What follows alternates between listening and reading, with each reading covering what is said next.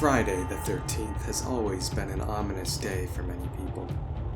In this story, writer Nick Moore tells us all about the secrets of Friday the 13th, as a man comes face to face with a beast known as the 13th.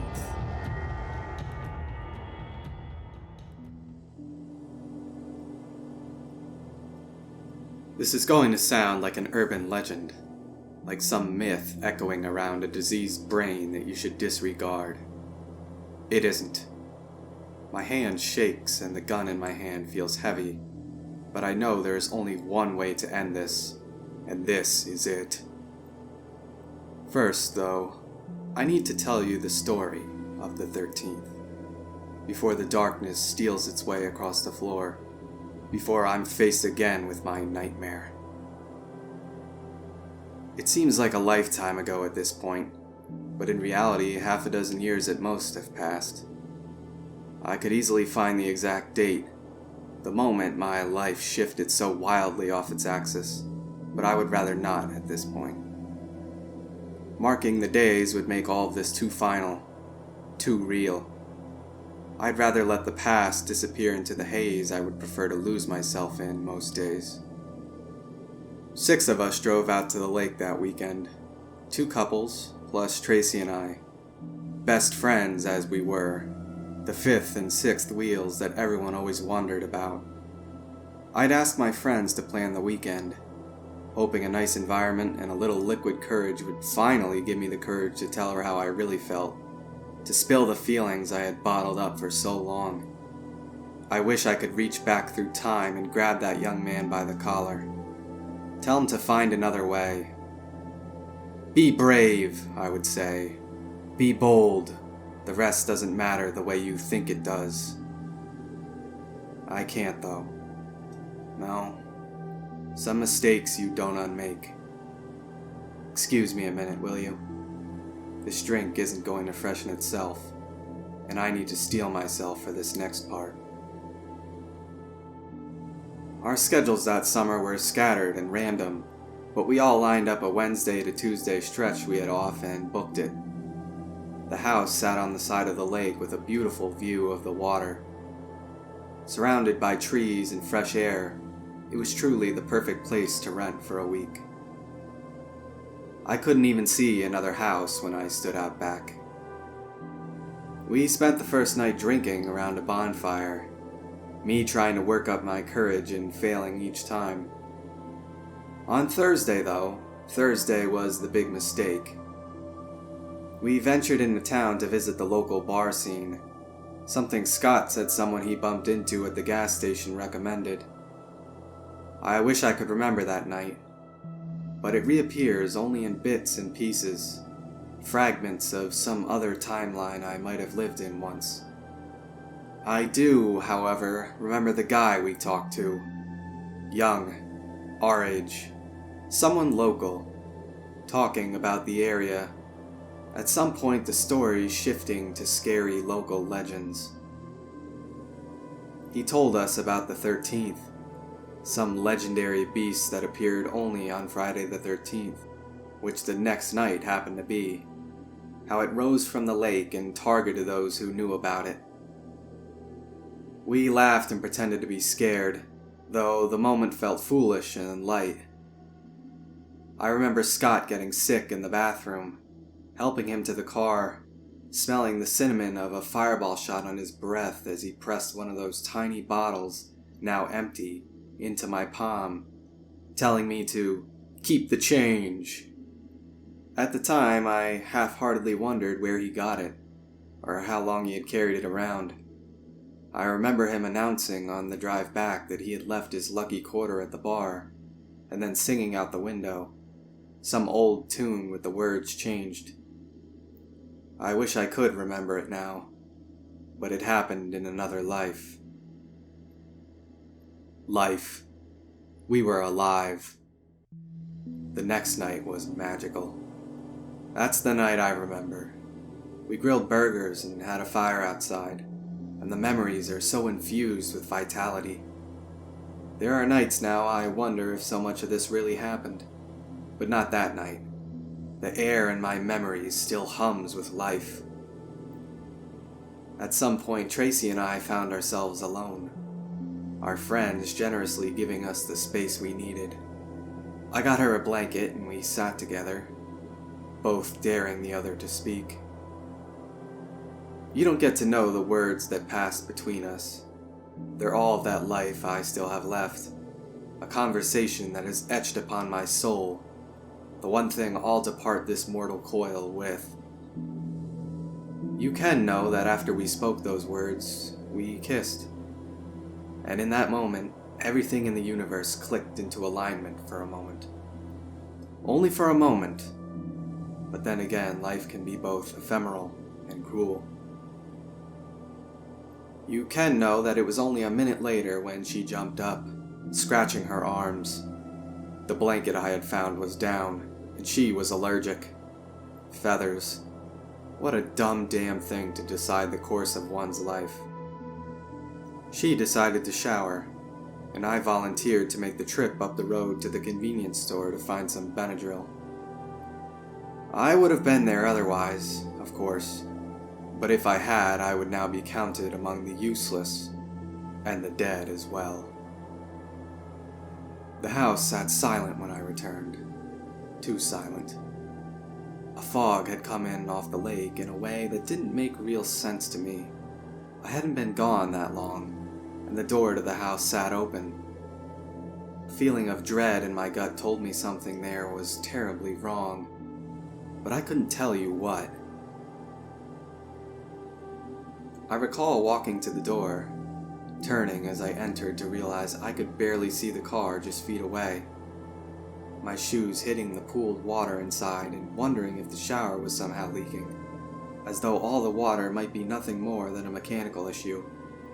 I remember finding the bodies too, lifeless and bloating, horribly bruised and soaking wet, pale, devoid of life. The police called it a chemical leak from some abandoned underground tank, a freak accident. A nonsense story designed to put on a report, and they knew it. I found myself alone while the coroners worked, my closest friends in the world all suddenly snuffed out. I don't exactly remember the decision to start drinking after I left the police station, but I don't not remember it either. Some things make sense in the moment, a path you're supposed to follow. I don't even know which bar it happened in. I shuffled from one to another as I got cut off, but the old man had gentle eyes and explained the 13th to me. "He shouldn't have told you," he began. "But he thought he had protected you." I was too drunk to recall the exact words that passed, but the old man told me I would be targeted now. Every Friday the 13th, I would find myself hunted by the same beast that killed my friends. I had to leave a small bottle of alcohol and a coin outside my door on those nights. It somehow would ward off the beast. One of us must have moved it, he told me, not realizing the importance. Telling us about it had marked us, some sick game I didn't understand. Life fell apart after that. I didn't go back to school. Couldn't really. I drifted, living my life one bottle at a time. Eyes always on the next Friday the 13th on the calendar. I wish I could tell you I had some purpose during those years, that I sustained myself on the memory of my departed friends, but that would be a lie. Instead, I told myself that each Friday the 13th would be my last, that I would refuse to place the wards, that I would greet the evil that stalked me. But every time I would hurriedly place them outside the door before darkness fell, shaking and cursing myself for my cowardice. I saw it only once in those years. A day I barely placed the protections before nightfall. It lurked in the shadows nearby, somehow both solid and liquid, huge and menacing, enshrouded in a fog that appeared from nowhere, snarling before it melted back into the darkness. I know I'll see it once more, and I do not look forward to it. Life, though, well, life has a way of stabilizing. Nature abhors a vacuum, as they say. I found myself in a town filled with kind people. Found a job to temporarily fill my pockets that turned into a life worth envisioning. A boss with a kind heart who became a friend. After a year there, living across the street from Steve, my boss, and his wife, Karen, I realized that I could see myself in this place. I realized I could see a future again. Maybe I could live. Maybe some old scars could really heal. Steve knew I had a secret. He felt it in the silence during those moments I stared off into the distance, losing myself in the past. The shadows on the horizon never left me, though they dimmed with time, storms passing just out of sight. Steve had a kind heart. He thought he could help. And one night, over too many bottles of wine and a meal Karen cooked, I finally broke down and told them about the 13th. They responded kindly, not believing, no, but recognizing that something horrible had happened in my past. Probably imagining that the police had been right, but that my young mind had created some nightmare to explain the things I could not accept. 2 months would pass before the next Friday the 13th, and he never mentioned what I told him again. Still, early that morning I walked silently to his house and hid a coin and small bottle of alcohol outside behind a bush. I would heed the warnings, he wouldn't. I would ensure he remained safe. For once on a Friday the 13th, I fell asleep and slept deeply. I blame myself for what happened next. I woke up to a few text messages from Steve, a selfie of him draining the bottle, and a message saying that he hoped this would show me that I had nothing to worry about, that I could begin to work on processing the death of my friends. Poor Steve. He was a good man. Karen was wonderful. The authorities had no idea what to make of their bodies, found inside a locked house with the deadbolt still engaged, mangled with lungs full of water. That almost killed me. Well, I certainly drank enough that it might have. I'd go to bars and mouth off, praying someone would be violent enough to do what I was too cowardly to. Got beat a few times, but nothing with the finality I craved. I withdrew, mindlessly diving into the internet, a place I could be drunk and alone. One night, I found a thread, and it sparked an idea. Another bit of life for me. I began searching in earnest, searching for some way to free myself from this. I went down a lot of rabbit holes, found myself facing too many dead ends, but names bubble to the surface over time, familiar ones. When you're hunting for information on some water monster of lore, you can't exactly Google it. You hear about a professor with arcane interests, then hear about him again. The first time you hear a name might be nothing, but by the third you point your compass towards his campus and head that way. It took 3 tries before he didn't brush me off, but a professor with an obscure interest in triskaidekaphobia, fear of the number 13, couldn't be passed up. I knew I was running out of time. The next Friday the 13th was just 2 days away, so I showed up at his office and blurted out my truth, that I knew why people are afraid of Friday the 13th, and I had been hunted by it for years. Professor Gardner and I spent the next 2 nights staying in his guest room as he drilled me with questions. I think he feared losing me. I told him about the 13th, and we prepared for that night as I had for years. I wasn't any closer to understanding, but he took copious notes, circling over and over the facts as I knew them. We would speak, and then I would watch him pore over maps, books, records, silently putting something together. The afternoon of the 13th found him in a happy mood. We had set the wards outside and began waiting for it to appear. This would mark the first time I looked outside. Normally I hid from its evil gaze.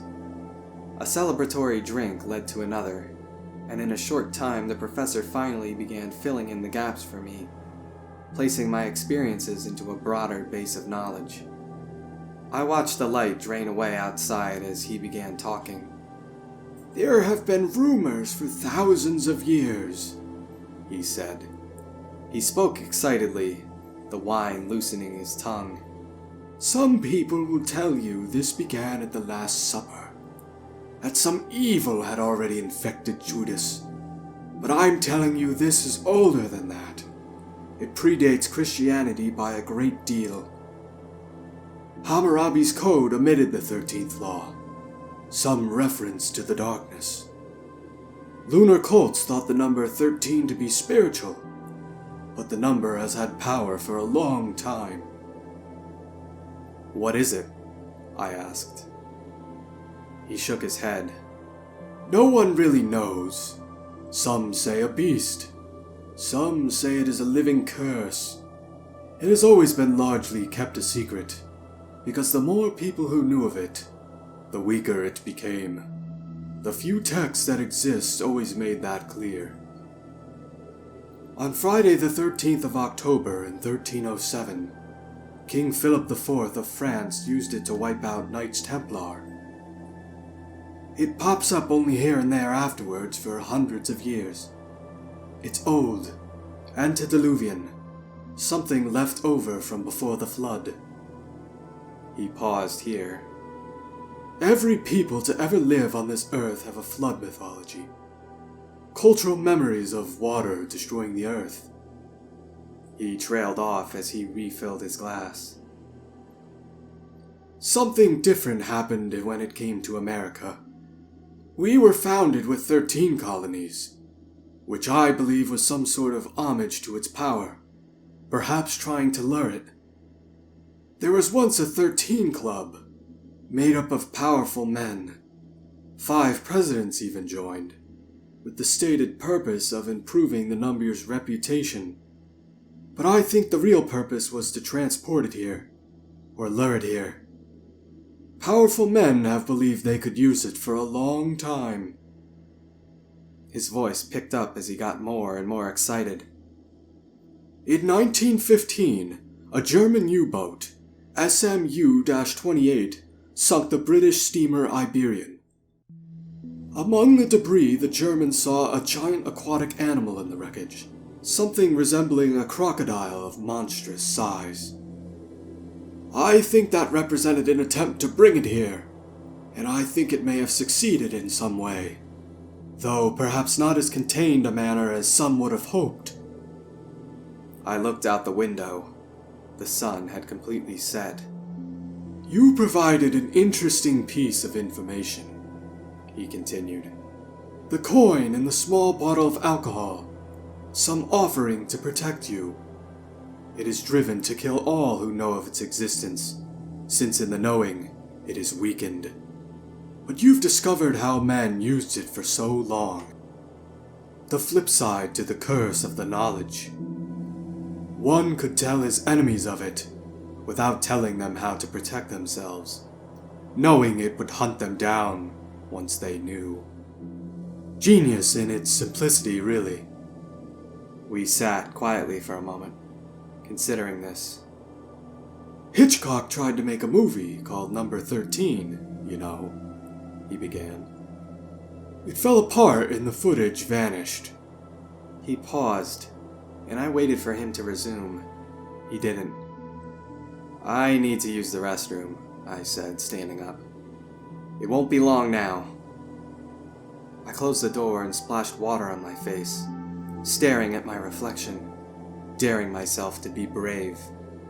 I remember the sound, a click, and then metal meeting wood. I knew, but still I checked the bathroom door, locked from the outside. "Professor?" I asked as though there was a question. "Your libation and your coin are outside the bathroom, boy," he answered, "and you're safely locked in." "It's not safe to be out there," I pleaded. "Oh, not for you, no. But I will greet our guest as an old friend. I have known the words for some time, Just not how to summon it so I could use them. After this, it will be in my control. I begged through the door, but part of me knew what would happen next. Minutes passed before I heard anything. It sounded like a trickle of water that slowly grew to a roar, and I felt a pressure that reminded me of diving to the bottom of a pool. The professor remained confident in his abilities, and he began chanting words. Words in a language I'm sure died out long ago. I heard his chants grow louder, take on a plaintive tone. I could imagine the thing filling the room before him, with him believing he had some way to stop it. I heard his words stop suddenly, just as I heard the horrible, wet sounds that followed.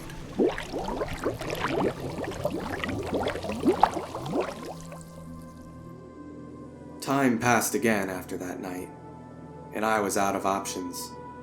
I don't know what the professor did wrong, if he spoke the wrong words, or if some other weakness cursed him to a watery death, but there did not exist much hope for me. The greatest and perhaps only source of information in the world had been snuffed out. So I did what I do best: lose myself in a drink. I don't know how the universe decides to push these things together, whether some greater force nudged me in a certain way, or whether it was simply the luck of a man who had spent too many evenings in too many filthy bars. I considered the knife in my hand, silver, taken from the professor's study before I left. It had something carved on the blade and seemed very, very old. I don't know why I took it, but it brought me some comfort. The old revolver with bizarre, ancient-looking bullets was in my motel room.